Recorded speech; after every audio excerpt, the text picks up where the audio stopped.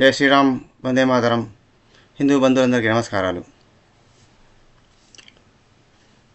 సీతమ్మను ఏడిపించాడు రావణుడు. వాడి లంక రాజ్యం అంతా కూడా వాడి కుటుంబ సభ్యులతో సహా నాశనం అయిపోయాడు. ద్రౌపదిని ఏడిపించారు కౌరవులు. ఆమె కన్నీరు పెట్టించారు, ఘోరంగా అవమానించారు. 2 సభలో ఆమె చీరను లాగాడు దుశ్శాసనుడు. మహాభారతము, రామాయణం మీకు తెలుసు అందరికీ.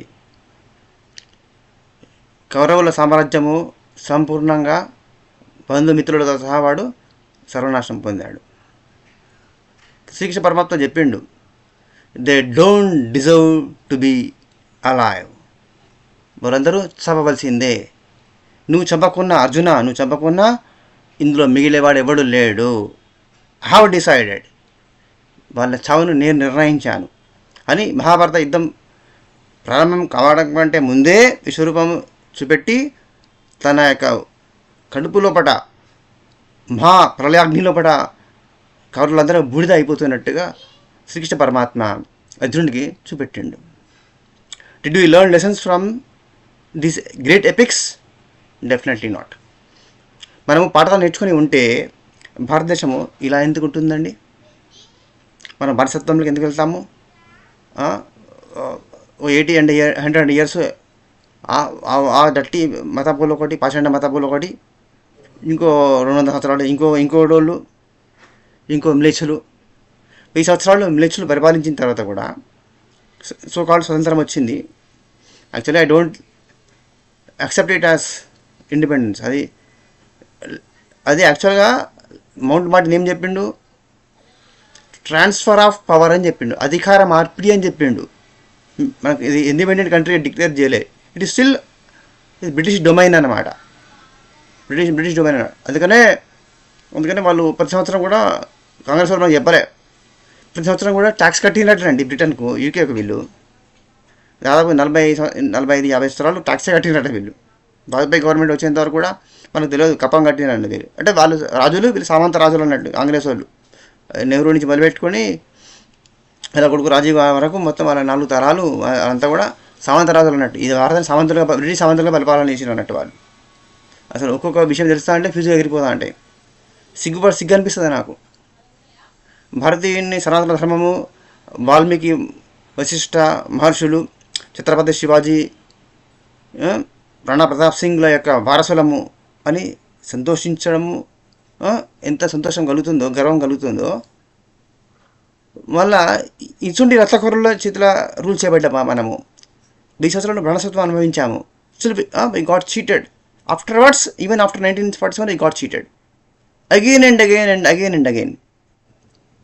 అంటే ఎంత షేమ్ అనిపిస్తుంది అంటే, అది ఆత్మాభిమానాన్ని, సెల్ఫ్ ఎస్టీమ్ను దెబ్బ కొట్టింది అనమాట. అది lot of times I just got into depression when I got to know something about very కొన్ని అన్బిలీవబుల్ హిస్టారికల్ ఫ్యాక్ట్స్ అనమాట. చారిత్రక నిజాలు కొన్ని అత్యంత అవమానకరంగా విషయాలు ఉన్నాయి. తెలుసుకున్నప్పుడు చాలా బాధ అనిపిస్తుంటుంది. So why I wanted to tell all these things అంటే,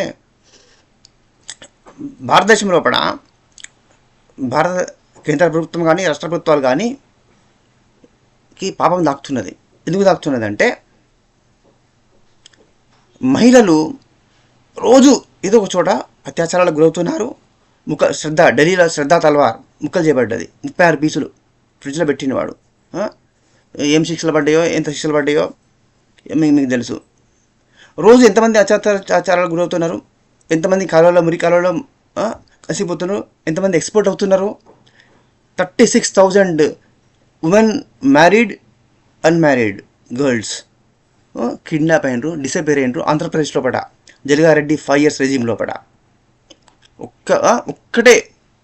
ఒక్క కేసు లోపల ఆ అమ్మాయి మళ్ళీ సక్సెస్ఫుల్గా తిరిగి సేఫ్గా ఆంధ్రప్రదేశ్కి తిరిగి వచ్చింది because of Pawan Kalyan. Central government contact చేయడము, సెంట్రల్ మినిస్ట్రీ బాగా తీసుకోవడం వల్ల కాశ్మీర్ తీసుకుపోయేవాడు, పెళ్లి చేసుకుని వాడు ఆమెను దౌర్జన్యంగా హింస పెడుతుంటే సడన్గా ఆమె ఏదో ఒక రోజు ఆమెకు లక్కీగా మీకు తెలుసు కదా ఆ విషయం, ఫోన్ దొరకడము, ఆ ఫోన్తో ఆమె కాంటాక్ట్ అవ్వడము. So Pawan Kalyan war foot లోపల స్టెప్స్ తీసుకోవడం వల్ల she return safe. Out of 36,000 cases. India మొత్తం బట్టి ఎన్ని ల్యాక్స్ కేసెస్ అయి ఉంటాయి, ఎంత ట్రాఫికింగ్ అయి ఉంటుంది, ఎంతమంది కిడ్నాప్ అయి ఉంటారు, ఎంతమంది గల్ఫ్ మార్కెట్లో పట, యూరోప్ మార్కెట్లో పట, లాటిన్ అమెరికన్ మార్కెట్లో పట అమ్మబడి ఉంటారు యాజ్ బ్రోతల్స్గా, ప్రాస్టిట్యూట్స్గా, బ్రోతల్ ఏరియాస్లో పట. ఎంతమంది సెక్స్ స్లేవరీలో విక్టిమ్స్ అయి ఉంటారు, ఎంతమంది చంపబడి ఉంటారు, ఎంతమంది జిహాదీలకు సిరియాలో పట, ఇప్పుడు ఆఫ్ఘనిస్తాన్లో పట సెక్స్ స్లేవ్స్గా జిహాదీలకు పిల్లలను పుట్టించి జిహాదీ సైన్యానికి తయారు చేయడానికి కోసము ఫ్యాక్టరీస్గా మారిపోయి ఉంటారు. ఎన్ని మహిళల గర్భాశయాలు జిహాదీ ఫ్యాక్టరీస్గా మారినాయో మనకు తెలుసా? Is it possible to calculate or estimate? Not possible. అసలు మనం లెక్కనే చేయలేము, ఊహించలేనంత మ్యాసివ్ స్కేల్లో జరిగినాయి 70 సంవత్సరాలుగా కూడా. ఇప్పటికీ ఆశ్చర్యం కలుగుతూనే ఉంటుంది. అంతెందుకు, ఇప్పుడు మన కేంద్రంలో అధికారం ఉన్నటువంటి మంత్రులకు కూడా, ఎంపీలు కూడా ఊహించలేరు ఆ గ్రావిటీని, ఆ యొక్క ఎంత స్కిల్లో జరిగింది అనేది. అజ్మీర్లో మొన్న 32 ఏళ్లకు వాడికి కేసులో వాడు దుర్మార్గులు చిష్టి వాడి కొడుకులు ఆ ముసలు వాళ్ళు ఎంతోమందిని 100 మందికి చేసిండ్రని కేసు, 100 మంది మీద కేసు. వాళ్ళు చేసింది 1000 కేసులట. అలా 100 కేసులట 36 కేసులు సుప్రీంకోర్టు పైన అండ్ దానికి వాడు నేరస్తులు అని చెప్పారు. ఇప్పుడు ముసలు అయిన వాడికి జైల్లో వాడుకున్న పలుకుబడికి వాడు జైలు పోతే మళ్ళీ వాడు బెయిల్ వస్తుంది, వాడు మళ్ళీ ఆరోగ్యం బాగాలేదని చెప్పి వాడు వాళ్ళు ఇండియన్ ఇన్స్టిట్యూట్ మెడికల్ సైన్స్లో చేరుతారు, మళ్ళీ బయటకు వచ్చేస్తారు. వాళ్ళు మెడికల్ గ్రౌండ్స్ మీద బయటకు వస్తారు. వాళ్ళకున్న ఇన్ఫ్లుయెన్స్, వాళ్ళకున్న డబ్బుకు, వాళ్ళకున్న ఆ యొక్క బ్యాక్గ్రౌండ్ బలము, మళ్ళీ ప్రత్యేక మతము, ఆ యొక్క అవన్నీ కూడా వాళ్ళకు సిస్టమ్ వాళ్ళకి పనిచేస్తుంది. సుప్రీంకోర్టు పనిచేస్తుంది, పెద్ద పెద్ద లాయర్లు పనిచేస్తారు వాళ్ళ కోసం. కాబట్టి they can purchase the system అమ్ముడు పోయింది వాళ్ళకు. వాళ్ళు కొనగలరు, ఇద్దరు కొంటారు, ఇంకా ముందు కూడా కొంటారు. అమ్ముడు పోవడానికి ఎంతోమంది రెడీ ఉన్నారు వాళ్ళు సర్వ్ చేయడానికి. పోలీస్ డిపార్ట్మెంట్లో, బ్యూరోక్రసీలో పడ, జ్యుడిషియరీలో పడ, మీడియాలో పడ, all these people are ready for sale. ఇవన్నీ అయినప్పుడు ఇంతమంది మహిళలు ప్రతిరోజు అత్యాచారాలకు గురవుతున్నారు, చంపబడుతున్నారు, కిడ్నాపులు చేయబడుతున్నారు, మృతులకు చంపబడుతున్నారు, డొమెస్టిక్ వైలెన్స్కి గురవుతున్నారు. వరకట్నాల కింద చావడం అనేది ఇంకా తగ్గిందనుకోండి, ఇదివరకు అది బాగుండేది. ఇంకా అయినప్పటికీ హెరాస్మెంట్, డొమెస్టిక్ హెరాస్మెంట్, డబ్బుల కోసం వరకట్నం అని ఏదో ఒక కానుకలను ఏదో ఒకటి అట్లా చేసే వాళ్ళు ఉన్నారు. ఇట్లా రకరకాలుగా దేశంలో మొత్తం కూడా లక్షలాది మంది మహిళలు పీడించబడుతున్నారు. కాశ్మీర్ లోపల ఎంత ఘోరంగా రంపం చేత కోయబడ్డది కాశ్మీర్ లోపల. అప్పుడు వాళ్ళు 90 లోపల జిహాదీలు కాశ్మీర్ లోపల, జమ్మూ లోపల ఇన్ని లక్షల మందిని రంప కొత్త కోసి ఎంతమంది అమ్మాయిలను, మహిళలను, పెళ్ళైన వాళ్ళను, పెళ్లి కానీ అమ్మాయిలను కూడా, చిన్న పాపాలను కూడా ఎంతమంది అత్యాచారాలు చేసి చంపినరు.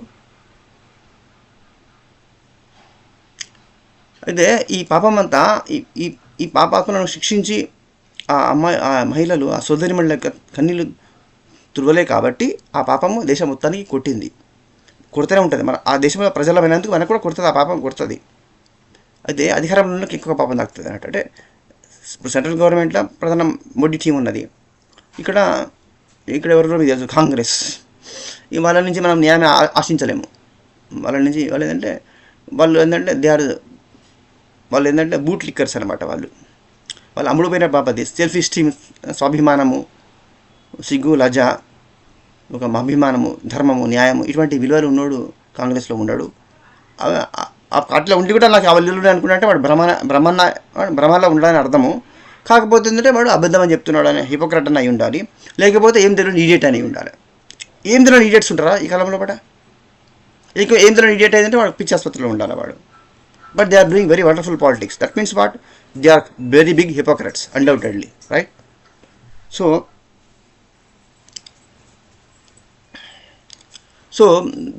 Definitely central government and state government needs to take stringent actions తీసుకోవాల్సిందే. అండ్ స్ట్రింజెంట్ లాస్ అనేది కంపల్సరీ అవసరం. ఇంకా ఏంటంటే మోస్ట్ జ్యుడిషియల్ రిఫార్మ్స్ చాలా అవసరం అండి. What is that? But speedy justice అనమాట. Within 4 to maximum 4 to 4 months లోపల. At the most very complicated అయితే 6 months. Within 6 months of span లోపల స్పీడీ ట్రయల్ అయిపోవాలి, జడ్జిమెంట్ అయిపోవాలి. మళ్ళీ దానికి హైకోర్టు, సుప్రీంకోర్టు అంటూ మళ్ళీ అపీల్స్ అనేది ఉంటుంది అనమాట. ఫస్ట్ ఆఫ్ ఆల్ అక్యూజ్డ్ను అరెస్ట్ చేయగానే వాడికి మళ్ళీ నాన్ బెయిలబుల్ అయ్యి చేయాలి. దాన్ని బెయిల్ అనేది ఉండద్దు మళ్ళీ వాళ్ళకు. Those who molest women, children, they are not entitled for bail. Non బెయిలబుల్గా ల్యాండ్ మన నాన్ అమెండ్మెంట్ చేయాలి, చేసి జ్యుడిషియల్ రిఫార్మ్స్ తీసుకురావాలి, స్పీడీ ట్రయల్స్ పెట్టాలి, స్పీడీ ఫాస్ట్ ట్రాక్ కోర్ట్స్ పెట్టాలి. దానికి మాకుసారి జడ్జిమెంట్ వచ్చిందంటే కదా మన అది క్యాపిటల్ పనిష్మెంట్ అనేది maximum preference should be given for capital punishment. If not capital punishment at least life imprisonment, జీవితకాల శిక్ష, జీవితాంతరము జైలు శిక్ష. మళ్ళీ బయటికి వచ్చడం బెయిల్ అనేది అపీలు ఆన్ హెల్త్ గ్రౌండ్స్ కూడా ఇవ్వడానికి వీల్లేదు. If that fellow suffers from disease let him జైల్లో కూడా జైలు డాక్టర్ ఉంటాడు, జైలు డాక్టరే వాళ్ళకి మందులు ఇస్తాడు. పిడకూడు పెట్టినట్టుగానే ఇప్పుడు జైల్లో ఉన్నా కూడా దున్నపుతులను మేపుతలేమా, మందులాగా తింటారా, మన ట్యాక్స్లో ప్రజలు కట్టిన డబ్బులతోనే తింటున్నారు కదా. అట్లనే మందులు కూడా పిండా కూడా పడేస్తారు. ఆ మందులు తీసుకుంటే అట్లనే అట్లనే చావాలి. ఇంకొకటి ఫార్ మోర్ ఇంపార్టెంట్ ఏంటిదంటే, వీళ్ళు ఏమంటారు, నేరస్తులకు మతం లేదు, టెర్రరిస్టులకు మతం లేదు అంటారు కదా. చచ్చినాక వాళ్ళకు చచ్చినా కూడా, వాళ్ళకు ఎన్కౌంటర్లో చచ్చినా, యుద్ధంలో చచ్చినా, బార్డర్లో చచ్చినా, లేకపోతే ఇక్కడ జైల్లో చచ్చినా కూడా వాళ్ళకు మతం లేదన్నప్పుడు కాబట్టి ఆ మత ప్రకారంగా వాళ్ళకు ఖననం చేయడానికి, అంత్యక్రియలు చేయడానికి అధికారం ఇవ్వడానికి వీల్లేదు. సుప్రీంకోర్టులో జడ్జిమెంటు నరేంద్ర మోడీ గవర్నమెంట్ ఇమీడియట్గా తీసుకురావాలి. దీన్ని ఇమీడియట్ బజార్ వాళ్ళకు దే ఆర్ లైక్ డాగ్స్ కుక్కలకు పందులకు అంత్యక్రియలు అనేది ఉండదు.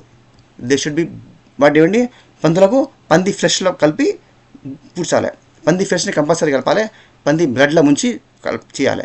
ఇది చేసింటే ఉంటే ఇమ్మీడియట్గా వితిన్ 3 to 4 months లోపల ఇండియా మొత్తం లోపల ఉమెన్ రేప్స్ క్రైమ్స్ 0 అవుతాయి. 100% నేను ఛాలెంజ్ చేయగలుగుతాను నేను. If at all that scoundrels are buried along with the pig flesh, pig బ్లడ్ను ముంచాలా, పిగ్ ఫ్లెష్ కనుక పెట్టి వాళ్ళని బరీ చేసేది ఉంటే, బుంద పెట్టేది ఉంటే మళ్ళీ అటువంటి క్రైమ్స్ జరగవు. Let's demand for that. స్త్రీలను పూజించినప్పుడే, స్త్రీలను గౌరవించినప్పుడే, స్త్రీలు హ్యాపీగా ఉన్నప్పుడే, గోమాత హ్యాపీగా ఉన్నప్పుడే భారతదేశము సనాతన ధర్మము రక్షించబడుతుంది. భగవంతుడు మనల్ని ఆశీర్వదిస్తాడు. లేకపోతే భగవంతుడు ఎందుకు ఆశీర్వదిస్తాడండి? మన ధర్మం నిలబడ్డవా? శ్రీకృష్ణ పరమాత్మ రామచంద్రుడు మనల్ని ఎందుకు కాపాడతాడు, ఎందుకు బ్లెస్సింగ్ ఇస్తాడు, మనం ఎందుకు దయ చూపెడతాడు మన మీద? Are you doing our duty? Let's question our selves. జై Shri Ram, Vande Mataram. Please share and subscribe.